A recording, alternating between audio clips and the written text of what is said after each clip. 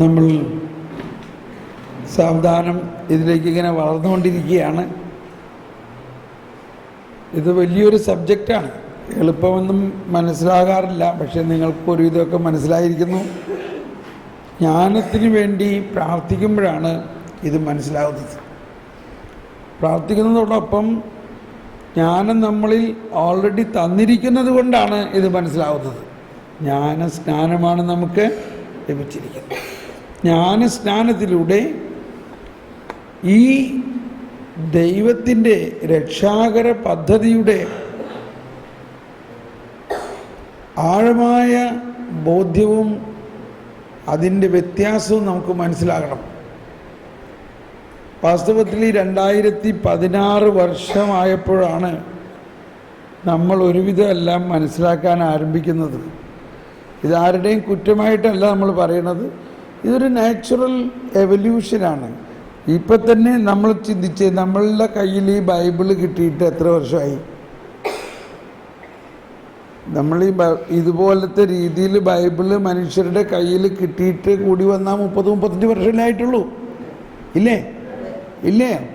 അപ്പോൾ അതുവരെ ഇതൊന്നും നമുക്ക് കയ്യിൽ കിട്ടിയിരുന്നില്ല. അപ്പോഴാണ് നമ്മളിത് വായിക്കാൻ തുടങ്ങിയേക്കണേ. ഇപ്പോൾ ഓരോരുത്തർക്കും ഒരു ബൈബിളായിട്ടുണ്ട്. ബൈബിൾ ഇൻ്റർനെറ്റിലായിട്ടുണ്ട്, ബൈബിള് മൊബൈൽ ഫോണിലായിട്ടുണ്ട്. പക്ഷേ ഹൃദയത്തിൽ മാത്രം ക്ഷമിക്കണം, ഇനി എന്ത് വേണം? അത് ഹൃദയത്തിൻ്റെ ചിപ്പിൽ ആലേഖനം ചെയ്യപ്പെടണം. ബൈബിള് മൊബൈലിലൊക്കെ ഉണ്ട്, അതുപോലെ അത് നമ്മുടെ ഹൃദയത്തിൽ ആകണം. അപ്പോൾ അവിടെ പലപ്പോഴും നമ്മളിൽ നമ്മളുടെ അറിവില്ലായ്മയുടെ ഒരു ഭാഗമാണ്. അറിവില്ലായ്മ എന്നത് നമുക്ക് എപ്പോഴും ഉണ്ടായിക്കൊണ്ടിരിക്കുന്ന ഒരവസ്ഥയാണ്. എപ്പോഴും ഒരറിവ് കിട്ടി പിന്നെ അടുത്ത അറിവിലേക്ക് നമ്മൾ നീങ്ങിക്കൊണ്ടിരിക്കുകയാണ്. ആ അർത്ഥത്തിലാണ് ഈശോ പറഞ്ഞത്, അന്ധകാരത്തിൽ വസിച്ചിരുന്ന ജനം പ്രകാശം കണ്ടു. എന്താണ് അന്ധകാരം? എന്താണ് പ്രകാശം? പ്രകാശം എന്നത് ജ്ഞാനമാണ്, അന്ധകാരം എന്നത് അജ്ഞതയാണ്. അപ്പോൾ മനുഷ്യവംശം മുഴുവനും അജ്ഞതയിൽ നിന്നും ദൈവത്തെക്കുറിച്ചുള്ള അറിവിലേക്കുള്ള ഒരു ഉയർച്ചയിലാണ് നമ്മളെല്ലാവരും. ആ ഉയർച്ചയിൽ നമ്മൾ എവിടെയാണ്, ഇനി എങ്ങനെ ഉയരണം എന്നുള്ളതാണ്. ഒന്ന്, ജ്ഞാനത്തിന് വേണ്ടി ധാരാളം പ്രാർത്ഥിക്കണം. ജ്ഞാനത്തിൻ്റെ പുസ്തകത്തിൽ 6-ാം അധ്യായത്തിൽ 5 കാര്യങ്ങൾ പ്രത്യേകം എടുത്ത് പറയുന്നുണ്ട് എങ്ങനെ ജ്ഞാനം ലഭിക്കും. ഒന്നെടുക്കാം. ജ്ഞാനത്തിൻ്റെ പുസ്തകം 6-ാം അധ്യായത്തിൽ 11-ാമത്തെ വചനം മുതൽ 15 വരെയുള്ള വചനം. ജ്ഞാനം 6-ാം അധ്യായം 11 മുതൽ 15 വരെയുള്ള വചനങ്ങളിൽ ആദ്യം പറയുന്നത് എൻ്റെ വായിച്ചോളൂ. തേജസ്സുറ്റതാണ് ജ്ഞാനം. 6:11 എന്റെ വചനങ്ങളിൽ അഭിലാഷമർപ്പിക്കുവിൻ, അവയോട് തീവ്ര അഭിനിവേശം കാണിക്കുവിൻ, നിങ്ങൾക്ക് ജ്ഞാനം ലഭിക്കും. ഒന്നെല്ലാവരും പറഞ്ഞേ, എന്റെ വചനങ്ങളിൽ അഭിലാഷമർപ്പിക്കുവിൻ, അവയോട് തീവ്ര അഭിനിവേശം കാണിക്കുവിൻ, നിങ്ങൾക്ക് ജ്ഞാനം ലഭിക്കും. അപ്പോൾ ദൈവത്തിൻ്റെ വചനം ദൈവത്തിൻ്റെ ജ്ഞാനമാണ്. ദൈവത്തിൽ നിന്ന് ഒഴുകുന്ന ദൈവത്തിൻ്റെ ജ്ഞാനമാണ് ദൈവത്തിൻ്റെ വചനം. നമ്മൾ മനസ്സിലാക്കി സകലതും വചനത്തിലൂടെ സൃഷ്ടിക്കപ്പെട്ടു. അപ്പോൾ ജ്ഞാനം ലഭിക്കുന്നതിൻ്റെ ഒരു വശം ഈ വചനം ദൈവത്തിൻ്റെ ജ്ഞാനമാണെന്നുള്ള ബോധ്യത്തിൽ അത് പഠിക്കുകയും വിശ്വസിക്കുകയും അതിൻ്റെ അന്തരാർത്ഥം മനസ്സിലാക്കാൻ ശ്രമിക്കണം. വചനത്തിനെ അതിൻ്റെ അക്ഷരാർത്ഥത്തിൽ മനസ്സിലാക്കിയാൽ പോരാ, അതിൻ്റെ അന്തരാർത്ഥത്തിൽ മനസ്സിലാക്കണം. അങ്ങനെ അന്തരാർത്ഥം മനസ്സിലാവുന്നതിനാണ് ദൈവിക ജ്ഞാനം വേണ്ടത്. അധ്വാനിക്കുന്നവരും പറഞ്ഞു വെക്കുന്നവരും എൻ്റെ അടുക്ക വരും. ശരിക്കും മനസ്സിലായില്ലേ? നമ്മൾ വീട്ടിൽ രാവിലെ മുതൽ കഷ്ടപ്പെടുന്ന അമ്മച്ചിമാരും പാറമടയിൽ ജോലി ചെയ്യണ അപ്പച്ചന്മാരും കട്ടവണ്ടി തള്ളണവരും ഇവരെല്ലാം അധ്വാനിക്കുന്നവരാണ്. അവരൊക്കെ എൻ്റെ അടുത്ത് വരൂ, ഇതാണ് ഞാനും 10-20 വർഷം പറഞ്ഞുകൊണ്ടിരുന്നത്. അങ്ങനെ ഇരിക്കുമ്പോഴാണ് കർത്താവ് പറയണത്, അതല്ല ഞാൻ ഉദ്ദേശിച്ചേക്കണത്. ഫരിസേയരും നിയമജ്ഞരും മനുഷ്യൻ്റെ തലയിൽ ചുമത്തുന്ന കൽപ്പനകളുടെയും ചട്ടങ്ങളുടെയും മുഖം അന്ന് ഇസ്രായേൽ ജനത്തിന് അവരുടെ ടാസ്ക് മാസ്റ്റേഴ്സിന് എന്താ മലയാളം? ടാസ്ക് മാസ്റ്റർ അവരുടെ ടാസ്ക് മാസ്റ്റർ ഓക്കെ, അവരുടെ മേലാളന്മാർ ചാട്ട കൊണ്ട് അടിച്ച് അവരെ കൊണ്ട് അവർക്ക് അടിമകളെ നയിക്കണ ഒരാളാണ് ടാസ്ക് മാസ്റ്റർ. മൂപ്പന്മാർ എന്ന് പറയാം. പക്ഷെ വേറൊരു മലയാളം വാക്കുണ്ടല്ലോ അത്. ഓക്കെ. അപ്പോൾ ഇസ്രായേൽ അവർ അതുപോലെയാണ് ഫരിസേയരും നിയമജ്ഞരും മനുഷ്യരുടെ പുറകെ നടന്നിട്ട് അവനെ കൊണ്ട് കൽപ്പന അനുസരിച്ചില്ലെങ്കിൽ അവനെ അടിക്കും, അവനെ ശിക്ഷിക്കും. അങ്ങനെ പേടിച്ചിട്ടാണ് മനുഷ്യൻ ജീവിക്കുന്നത്. അങ്ങനെയല്ലേ നമ്മളും ജീവിക്കണേ? ഇപ്പോൾ പറയും, അങ്ങനെയല്ലേ നമ്മളും ജീവിക്കണേ? നമ്മൾ എന്തുകൊണ്ടാണ് കാര്യങ്ങളൊക്കെ കുറച്ചെങ്കിലും നേരെ ചെയ്യണം? ഞായറാഴ്ച ഈ പള്ളിയിൽ പോടാ, എന്താ മനുഷ്യന്മാരെന്ത് പറയും പോയില്ലെങ്കിൽ? ഇനിയിപ്പോൾ നമുക്ക് തന്നെ ഇച്ചിരി ശരീരത്തിന് സുഖമില്ല, ഞാൻ ഇന്ന് പോകണ്ടെന്ന് വെച്ചാൽ ഇല്ല വേഗം പോയില്ലെങ്കിൽ പിന്നെ ആൾക്കാരൊക്കെ ഇങ്ങോട്ട് വരും. എന്ത് പറ്റി? നമ്മൾ പേടിച്ചിട്ടാണ് പോണത് പലരും.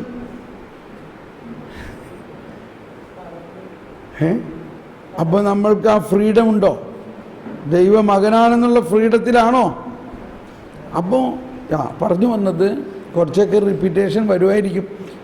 ഈ അക്ഷരാർത്ഥത്തിൽ വചനത്തെ വായിക്കണോണ്ടാണ് അധ്വാനിക്കുന്നവരും ഭാരം ചുമക്കുന്നവരും. പക്ഷേ അന്തരാർത്ഥത്തിൽ ആത്മാവ് നൽകിയ ജ്ഞാനത്തിൽ വായിച്ചപ്പോഴല്ലേ എൻ്റെ ദൈവമേ എന്താണ് ഇതിൻ്റെ ആഴമായ അർത്ഥം.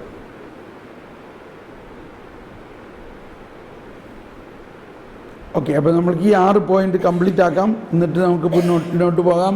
എന്തെല്ലാമാണ് അവിടെ പറഞ്ഞിരിക്കുന്നത്? 1, എൻ്റെ വചനത്തിൽ അഭിലാഷം അർപ്പിക്കുക. ദൈവവചനത്തോട് നമുക്ക് തീവ്ര അഭിനിവേശം ഉണ്ടാകണമെന്നാണ് പറഞ്ഞത്. തീവ്ര അഭിനിവേശം.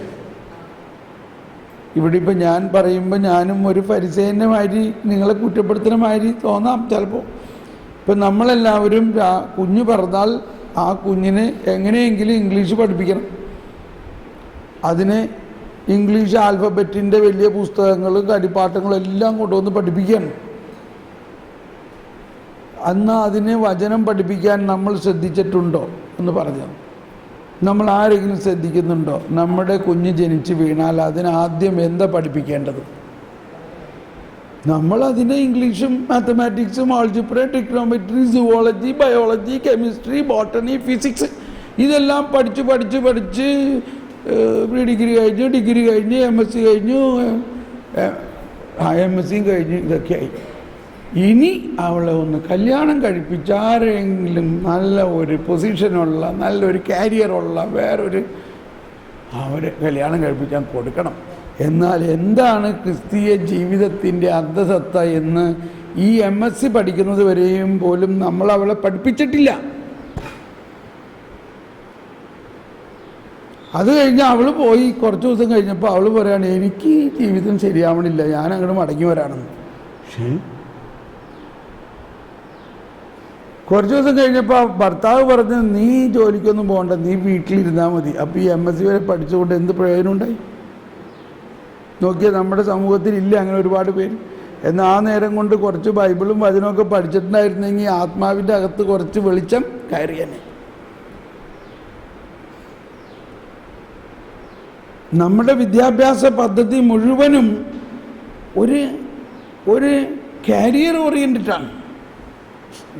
നമുക്ക് പഠിച്ച് നല്ല പൊസിഷനും ജോലിയും കാശും കിട്ടണം. കാശ് കിട്ടിയാൽ സ്ഥലം മേടിക്കണം, സ്ഥലം മേടിച്ചാൽ വീട് പണിയണം, അതിന് ചുറ്റും ഒരു മതിൽ പണിയണം, വീട് പണിയണം, അതിന് വലിയൊരു ഗേറ്റ് വേണം. നമ്മുടേതായിട്ടുള്ള ഒരു ഏതേൻ തോട്ടം അവിടെ പണിതും, ബാങ്കിൽ നിന്ന് ലോൺ ഇഷ്ടം പോലെ കിട്ടും, ഒരു 2-3 ദിവസം മുമ്പ് ഒരു സഹോദരി പറഞ്ഞു, ബ്രദറെ ഒന്ന് പ്രാർത്ഥിക്കും, ഞങ്ങൾക്കൊരു ചെറിയ കടബാധ്യതയുണ്ട്. അപ്പം തന്നെ നമുക്ക് മനസ്സിലായി ഇതെന്തോ വലിയ മലയാണ്. എത്ര കട? 45 ലക്ഷം രൂപ കടമുള്ളൂ. എന്തിനാ ഇത് ചെയ്തത്? വീട് പണിയാൻ വേണ്ടിയാണ്. എന്നിട്ടിപ്പോൾ അതിനകത്ത് ആരും താമസിക്കുന്നില്ല.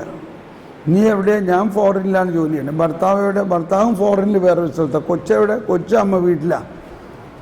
ഇപ്പം ഇവരെന്ത് ചെയ്തുകൊണ്ടിരിക്കുന്നു? ഈ കടബാധ്യത മാറ്റാൻ വേണ്ടി അവർ ഇപ്പോൾ കുടുംബം എവിടെ?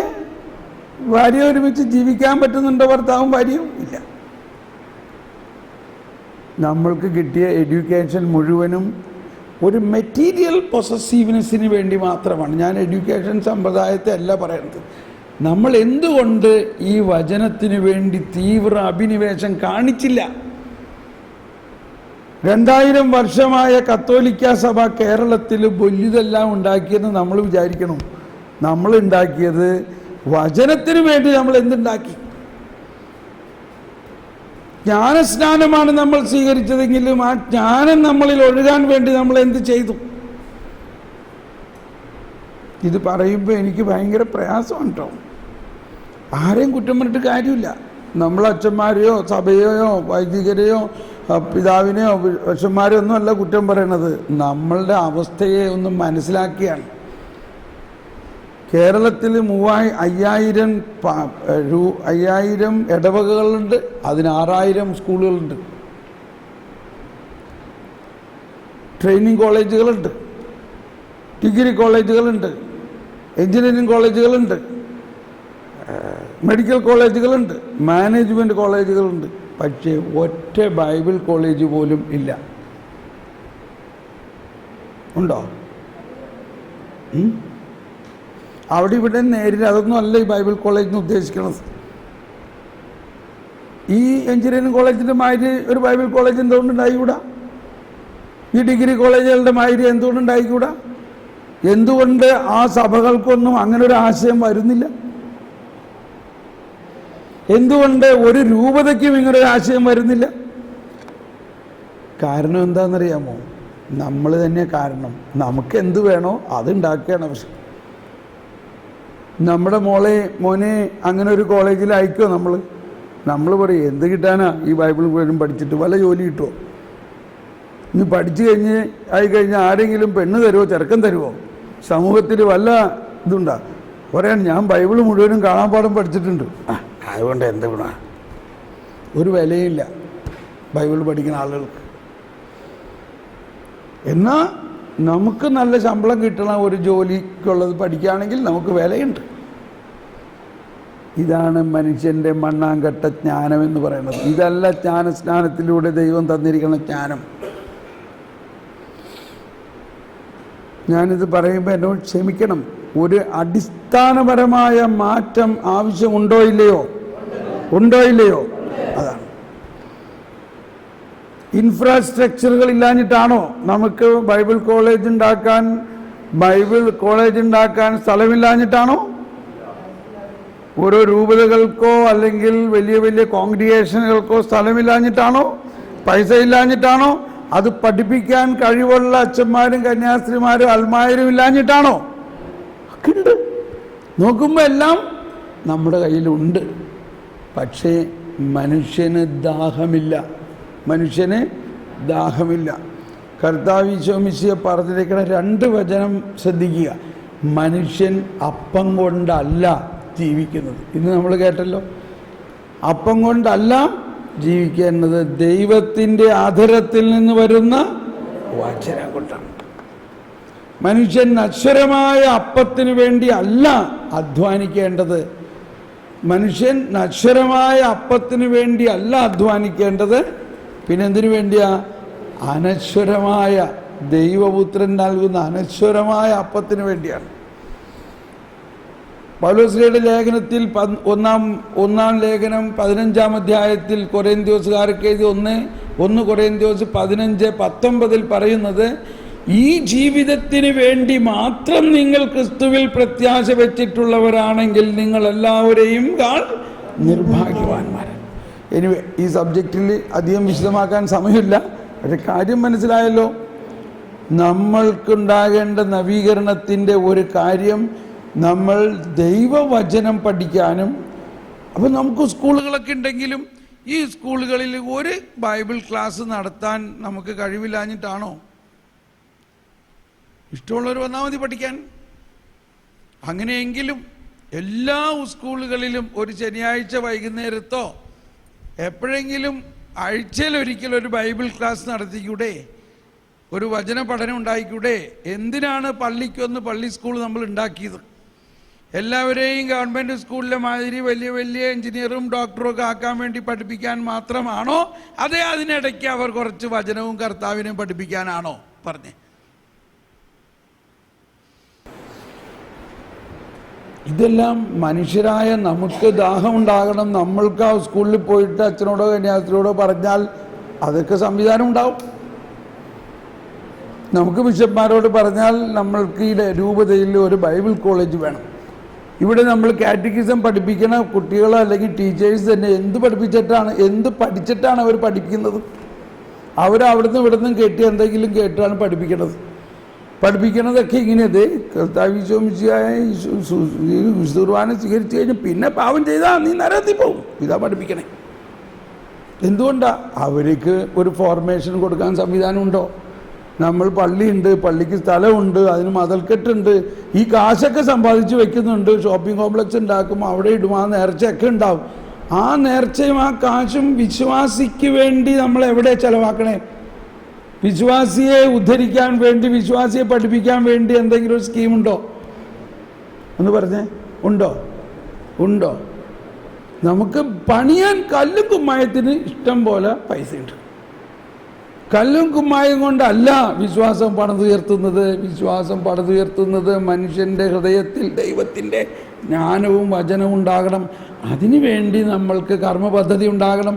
നമ്മളുടെ കുട്ടികളെ അറ്റ്ലീസ്റ്റ് കാറ്റക്കിസം പഠിപ്പിക്കുന്ന കുട്ടികളെ അല്ലെങ്കിൽ ടീച്ചർമാർക്ക് അതനുസരിച്ചുള്ള ട്രെയിനിങ് വേണം. നമ്മുടെ പ്രാർത്ഥനാ ഗ്രൂപ്പുകളും ഓരോ പാരിഷുകളിലും എന്തെല്ലാം സംഘടനകളുണ്ട്, അവരൊക്കെ ഫ്രീ ആയിട്ടാണ് ചെയ്യണത്. പക്ഷെ അവരെ പ്രബുദ്ധരാക്കണ്ടേ? ഞാനിതെല്ലാം പറഞ്ഞത് ഈ ഒറ്റ വചനത്തിൻ്റെ ഉൾക്കാഴ്ചയാണ്. എൻ്റെ വചനങ്ങളിൽ നിങ്ങൾ അഭിലാഷമർപ്പിക്കുവിൻ, അതിനോട് തീവ്ര അഭിനിവേശം കാണിക്കുവിൻ. കർത്താവ് നമ്മൾ ജീവിക്കേണ്ട വഴി എങ്ങനെയാണെന്നെല്ലാം വചനത്തിൽ പറഞ്ഞിട്ടുണ്ട്, പുതിയ നിയമത്തിലും പറഞ്ഞിട്ടുണ്ട്. എന്നാൽ നമ്മൾ ഇതൊന്നുമില്ലാണ്ട് ഒരു കൊമേഴ്സ്യൽ പരിപാടിയാണ് നമ്മുടെ.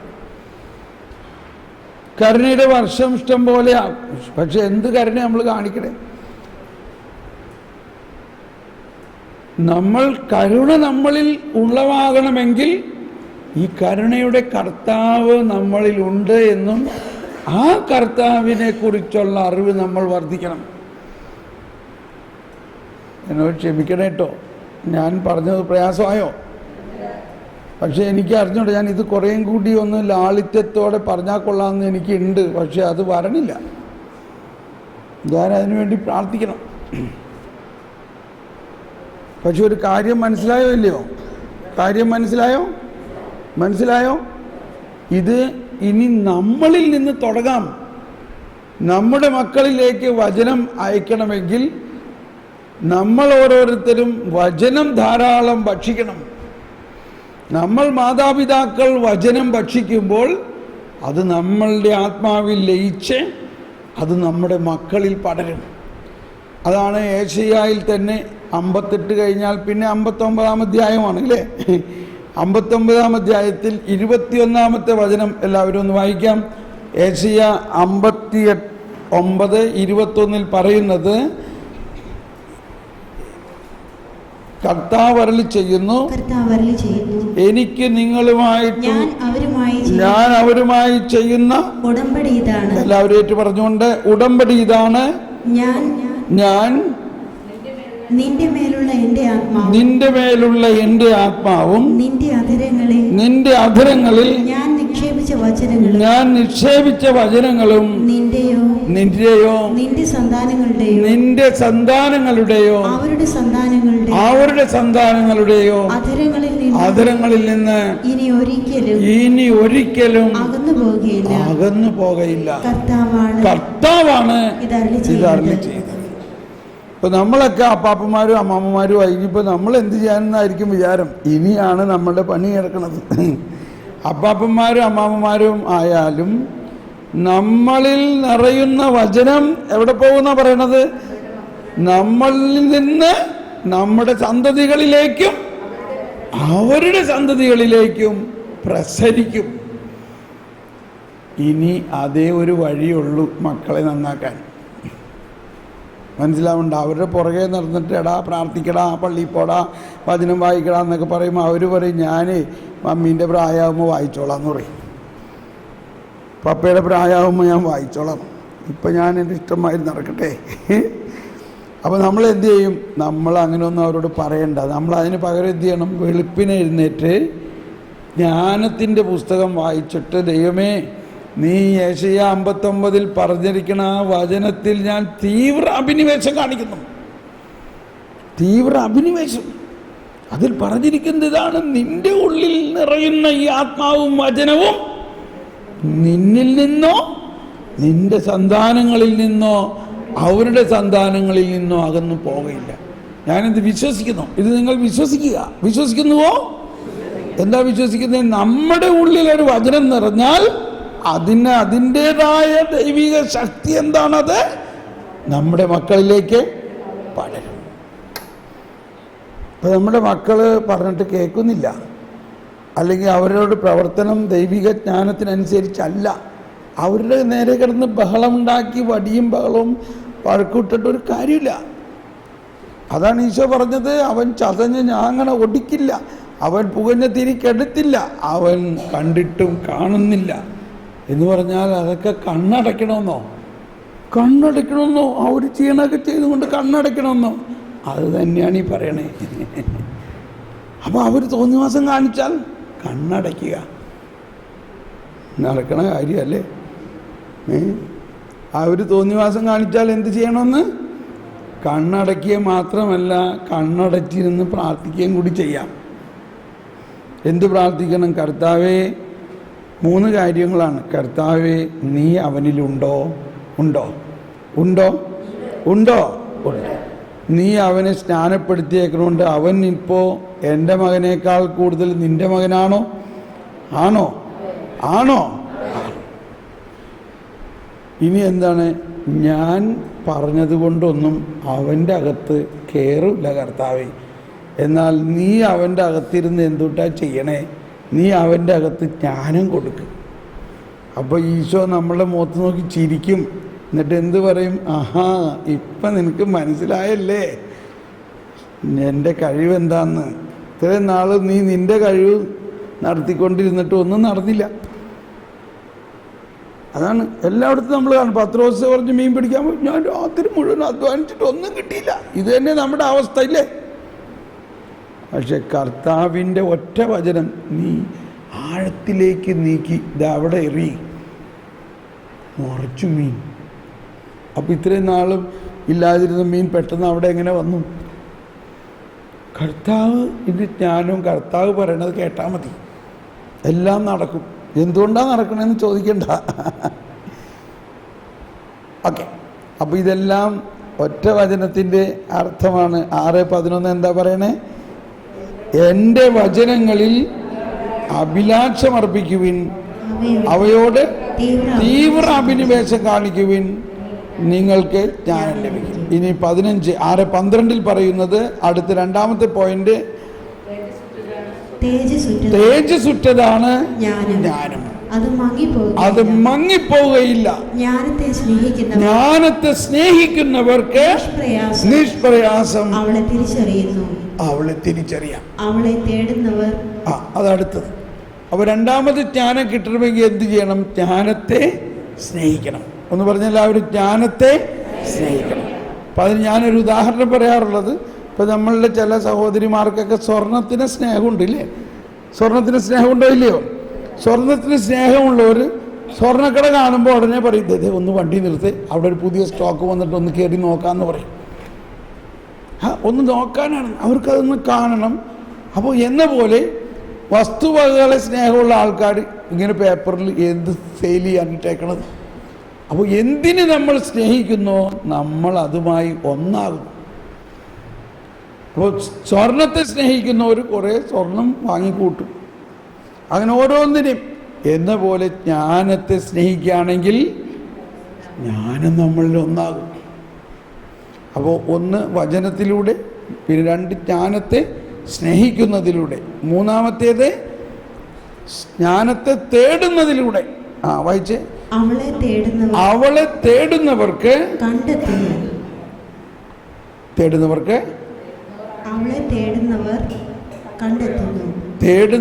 കണ്ടെത്തുന്നു. അതാണ്, അവളെ തേടുന്നവർ കണ്ടെത്തുന്നു. ഇനി നാലാമത്തേതാണ് പ്രഭാതത്തിൽ ഉണർന്ന്. അതാണ് എപ്പോൾ ഉണരണം എന്നനുസരിച്ചിരിക്കും. അധികം പ്രോബ്ലമുള്ള ആൾക്കാരോട് ഞാൻ ചോദിക്കും അവരുടെ പ്രശ്നങ്ങൾ. നിങ്ങൾ എപ്പോഴും ഞാൻ 8 മണിക്കൊക്കെ എണീക്കും. നല്ല പണിയായിട്ടുണ്ട്.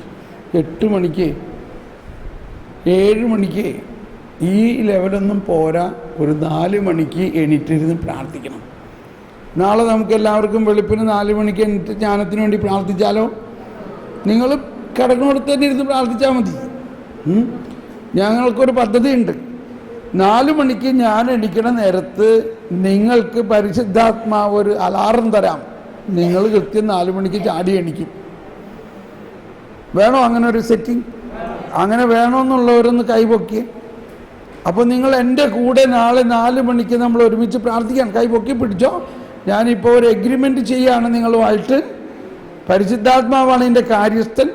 പ്രാർത്ഥിക്കുക. പരിശുദ്ധാത്മാവേ, നാളെ 4 മണിക്ക് ഞങ്ങളെല്ലാവരെയും ഉണർത്തണമേ. ജ്ഞാനത്തിന് വേണ്ടി ഞങ്ങൾ പ്രാർത്ഥിക്കും. അതിനുവേണ്ടി നാളെ 4 മണിക്ക് എല്ലാവരെയും ഉണർത്തണമേ. 4 മണിക്ക് മുമ്പേ നിങ്ങൾ എണീക്കട്ടോ. ഒരു 3:45 മുതൽ എണീക്കാൻ തുടങ്ങും. മനസ്സിലായോ? അതുകൊണ്ട് നേരത്തെ കിടന്നുറങ്ങിക്കോ. അങ്ങനെ 2-3 ദിവസം ആ സ്വഭാവമായി കഴിഞ്ഞാൽ പിന്നെ വീട്ടിൽ ചെന്നാൽ അത് മാറില്ല. ജീവിതകാലം മുഴുവനേക്കും സെറ്റിങ് മാറിയിരിക്കുകയാണ്. ഇപ്പോൾ സെറ്റിങ് മാറ്റുകയാണ് നിങ്ങളുടെ ഉള്ള. മനസ്സിലായി? ഇതൊക്കെ പുതിയ സൃഷ്ടിയാവുന്നതിൻ്റെ ഒരു ഭാഗമാണെന്ന് വിചാരിച്ചാൽ മതി. പുതിയ സൃഷ്ടിയാകാമെന്ന് പറഞ്ഞാൽ ഇങ്ങനെയൊക്കെയാണ്. ആദ്യം പ്രാർത്ഥനയുടെ ശൈലി മാറ്റണം, പ്രാർത്ഥന മാറ്റണം, അങ്ങനെ ഓരോന്നോരോന്ന് മാറ്റാം. അപ്പോൾ പ്രഭാതത്തിൽ ഉണർന്ന് അവളെ തേടുന്നവർക്ക് പ്രയാസം കൂടാതെ അവളെ കണ്ടെത്താം. അവൾ വാതിക്കൽ തന്നെ കാത്തു നിൽക്കുന്നു. ഒരു 2-3 ദിവസം ഇത് പരിചയമായി കഴിഞ്ഞാലുണ്ടല്ലോ വളരെ എളുപ്പമാണ്. പല കാര്യങ്ങളും നമ്മൾ അറിയാതെ തന്നെ പരിശുദ്ധാത്മാവ് ജ്ഞാനത്തിലൂടെ ഇങ്ങനെ ചെയ്തുകൊണ്ടിരിക്കുന്നത് നമുക്ക് കാണാം. നമ്മൾ ചിന്തിക്കണേക്ക് മുമ്പ് കാര്യം നടന്നു കഴിഞ്ഞു. അയ്യോ, ഞാനത് ആഗ്രഹിച്ചു, അപ്പോഴേക്കും നടന്നു കഴിഞ്ഞു. ജ്ഞാനം നമുക്ക് വേണ്ടി എല്ലാം പ്രവർത്തിക്കും. അടുത്തത് 15-ാമത്തെ വചനം പറയുകയാണ്, അവളിൽ ചിന്ത ഉറപ്പിക്കുന്നതാണ് വിവേകത്തിന്റെ പൂർണ്ണത. അതാണ്, വിവേകത്തോടെ കാര്യങ്ങൾ ചെയ്യണമെങ്കിൽ ജ്ഞാനം വേണം. ജ്ഞാനത്തിൽ ചിന്തിക്കുക. എന്ത് കാര്യം വന്നാലും ഉടനെ അയാളോട് ചോദിച്ചു നോക്കാം, ഇയാളോടൊന്ന് ചോദിച്ചു നോക്കാം. അതിന് പകരം കർത്താവേ നിന്റെ ജ്ഞാനം തരണേ. ജ്ഞാനത്തെക്കുറിച്ച് ചിന്തിക്കുക. ദൈവത്തിൻ്റെ ജ്ഞാനത്തിന് ഇതിനൊരു വഴി കാണിച്ചു തരുമല്ലോ. ആ ജ്ഞാനത്തിന് വേണ്ടി പ്രാർത്ഥിക്കാതെ എടുത്ത ചില തീരുമാനങ്ങളാണ് ഇന്ന് നമ്മുടെ ജീവിതത്തിൽ പ്രശ്നം ഉണ്ടായിക്കൊണ്ടിരിക്കുന്നത്. ഇനി അതിനെ തിരുത്തണമെങ്കിൽ അതിനും ജ്ഞാനം തന്നെ വേണം. ജ്ഞാനം തരും, ഇഷ്ടംപോലെ തരുന്നൊരു കാര്യമാണ് ജ്ഞാനം. ദൈവത്തിന് ഏറ്റവും താല്പര്യം ഇഷ്ടംപോലെ ഈ ജ്ഞാനം കൂടുതലായിട്ട് കൊടുക്കുന്നതിലാണ്. കാരണം ജ്ഞാനികളുടെ എണ്ണം വർദ്ധിക്കുന്നതാണ് ലോകത്തിൻ്റെ രക്ഷ. ഈ 6-ാം അധ്യായത്തിൽ 24-ാമത്തെ വചനം, 6-ാം അധ്യായത്തിൽ 24-ാമത്തെ വചനമാണ്, ജ്ഞാനികളുടെ എണ്ണം വർദ്ധിക്കുന്നതാണ് ലോകത്തിൻ്റെ രക്ഷ. ഇനി 6-ൽ നമ്മൾ അവസാനത്തെ പോയിൻ്റാണ്. ഇപ്പം നമ്മൾ 4 പോയിൻ്റ് 5 പോയിൻ്റോ. അടുത്ത പോയിൻ്റ് 6-ാം അധ്യായത്തിൽ 15-ന്റെ 2-ാം ഭാഗം. അവളുടെ കാര്യത്തിൽ ജാഗരൂകതയുള്ളവൻ ദുഃഖവിമുക്തനാകും. അത് ഞാൻ പറഞ്ഞു കഴിഞ്ഞു. നമ്മളുടെ കുടുംബ പ്രശ്നങ്ങളും ദുഃഖവും പരാതിയും പണ്ടപ്പുറപ്പിൻ്റെ എല്ലാം കാരണം ജ്ഞാനമില്ലാതെ എടുത്ത ചില തീരുമാനം. ഒരു ഉദാഹരണം പറയാണ്. ആ ഒരു ടീച്ചറിൻ്റെ കാര്യമാണ്. ടീച്ചർ ജീവിതകാലം മുഴുവനും ടീച്ചറായി റിട്ടയർ ചെയ്ത് കിട്ടിയ റിട്ടയർമെൻറ്റ് ബെനിഫിറ്റും എല്ലാം കുറച്ച് കാശുകളൊക്കെ കിട്ടിയത് ഇതറിഞ്ഞൊരു മാന്യൻ, ഒരു ബ്ലേഡ് കമ്പനിക്കാരൻ ടീച്ചറിൻ്റെ പുറകെ ഓടിയിട്ട് പറഞ്ഞ് ഇത് ഇത്ര വർഷം കൊണ്ട് ഡബിൾ ആക്കി തരാമെന്ന് പറഞ്ഞ വഴി ഉടനെ 40 ലക്ഷം രൂപ അയാൾക്ക് എടുത്തു കൊടുത്തു. 6 മാസം കഴിഞ്ഞപ്പോൾ പറയാണ് ആ ബ്ലേഡ് കമ്പനി പൊട്ടി. ഈ ടീച്ചറിന് ദൈവമേ അതിന് ഹാർട്ട് അറ്റാക്ക് ആയ മാതിരി അതിന് തീരെ ആകെ ഡീറയിലായി. ഇപ്പം എന്തുകൊണ്ട് ഇത് സംഭവിച്ചു? എന്തടിസ്ഥാനത്തിലാണ് ഒരു സാമ്പത്തിക ഇങ്ങനെ ഒരു വലിയ ഇൻവെസ്റ്റ്മെൻറ്റ് അതിനെക്കുറിച്ച് അത് വേണ്ട മാതിരി പ്രാർത്ഥിക്കാതെ അറിയാതെ എടുത്തുകൊണ്ടല്ല തീരുമാനം? എന്ത് കഷ്ടമാണ് ആലോചിച്ചു. 40 ലക്ഷം രൂപ ജീവിതകാലം മുഴുവൻ അധ്വാനിച്ച് കിട്ടിയ സമ്പാദ്യം മുഴുവനും കൊണ്ടുപോയിട്ട് ഒരു ബ്ലേഡ് കമ്പനിയിൽ ഇൻവെസ്റ്റ് ചെയ്തു.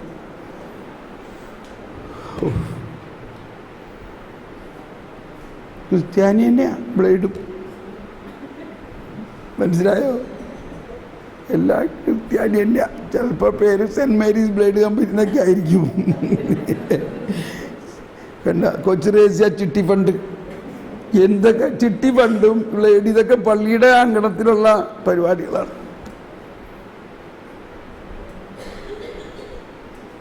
ഞാനത് ശരിക്കും ഓർക്കണം. എൻ്റെ ദൈവം, എന്തോ ഒരു കരച്ചിലാണ് അതിൻ്റെ കരച്ചിലിപ്പോൾ. എങ്ങനെ അതിനെ കരകയറ്റാൻ പറ്റും? 40 ലക്ഷം രൂപ ജീവിതകാലം മുഴുവനും അധ്വാനിച്ചിട്ടുണ്ടായ പൈസ മുഴുവനും ഒരു സുപ്രഭാതത്തിൽ ഒരാളുടെ അടുത്ത് ഇൻവെസ്റ്റ് ചെയ്യാമെന്ന് പറഞ്ഞ് കൊടുത്തു. ഇങ്ങനെയാണ് നമ്മുടെ ഒരുപാട് പ്രശ്നങ്ങൾ. ഇപ്പോൾ വീടുണ്ടാക്കിയ കാര്യം ഞാൻ പറഞ്ഞില്ലേ, ലോൺ കിട്ടുമെന്നും പറഞ്ഞ് ലോൺ മേടിച്ച് അവൻ്റെ ജീവിതകാലം മുഴുവൻ അടച്ചു തീർത്താലേ ഇനി ആ ലോൺ തീരില്ല, അടുത്ത തലമുറയിലേക്ക് പോകുന്നു. നോക്കുമ്പോൾ നമ്മൾ ഭയങ്കര ബംഗ്ലാവിലാണ് താമസിക്കണേ, മണിമാലയും ജുബയൊക്കെ ഇട്ട് ടിപ്പ് ടോപ്പിൽ നടക്കണം. പക്ഷെ എല്ലാം ലോണാണ്.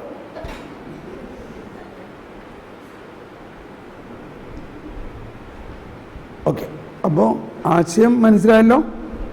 അതുകൊണ്ട് ഞാനിതൊക്കെ പറയണത്, ഒരാളിതൊക്കെ പറഞ്ഞപ്പോൾ എൻ്റെ അടുത്ത് വന്നിട്ട് പറയണേ, എൻ്റെ ബ്രദറെ, ഞാൻ കല്യാണം കഴിക്കുന്നതിന് മുമ്പ് ഈ ക്ലാസ് ഒന്ന് കേട്ടിരുന്നെങ്കിൽ നന്നായിരുന്നേരം. ഞാൻ കല്യാണം കഴിച്ച് എൻ്റെ സീതനം മുഴുവനും 3 മാസം കൊണ്ട് ഞാൻ പൊടിച്ച് തീർത്തു.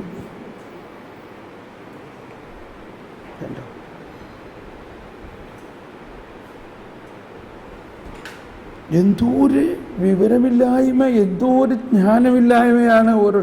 ഇപ്പോൾ വേറൊരു ആശയം പറഞ്ഞോട്ടെ കേട്ടോ, ഇതെനിക്ക് കിട്ടിയ ഒരു ഭയങ്കര ഉൾക്കാഴ്ച. എന്തുകൊണ്ടാണ് കുറേ ആളുകൾക്ക് കർത്താവ് ഭയങ്കരമായ കഷ്ടത ഉണ്ടായിട്ടും എന്തോരം പ്രാർത്ഥിച്ചിട്ടും പൈസ കൊടുക്കണില്ല, സാമ്പത്തിക പ്രശ്നം മാറില്ല? പറഞ്ഞില്ലേ, ഞാൻ ഇത്ര വർഷം ഇത്ര നൊവേന ചെയ്തിട്ടും ഈ സാമ്പത്തിക പ്രശ്നം മാറണില്ല. അതിൻ്റെ കാരണം എന്താണെന്ന് വെച്ചാൽ ഇവൻ്റെ കയ്യിൽ കാശ് കൊടുത്താൽ പോയി. അപ്പം അവൻ എന്ത് വേണം? കാശ് ചെലവാക്കാനുള്ള ജ്ഞാനം ആദ്യം വേണം. കാശ് ചെലവാക്കാനുള്ള ജ്ഞാനമില്ലാത്തവൻ്റെ കയ്യിൽ കാശ് കൊടുക്കൂല കർത്താവ്.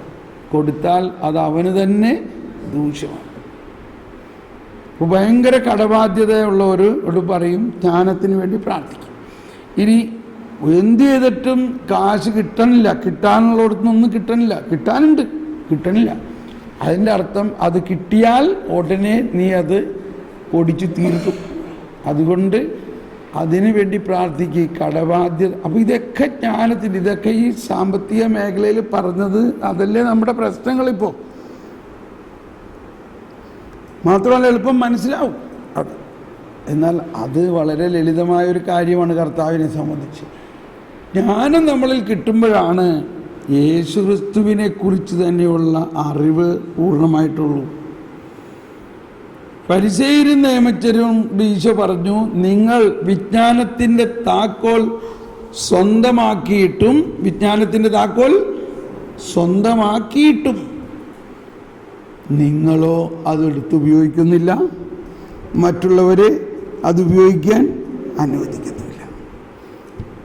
ഓക്കെ, നമുക്കൊന്ന് സ്തുതിച്ച് പ്രാർത്ഥിക്കാം. യേശുവേ സ്തോത്രം, ഹല്ലേലൂയ, ഹല്ലേലൂയ, ഹല്ലേലൂയ.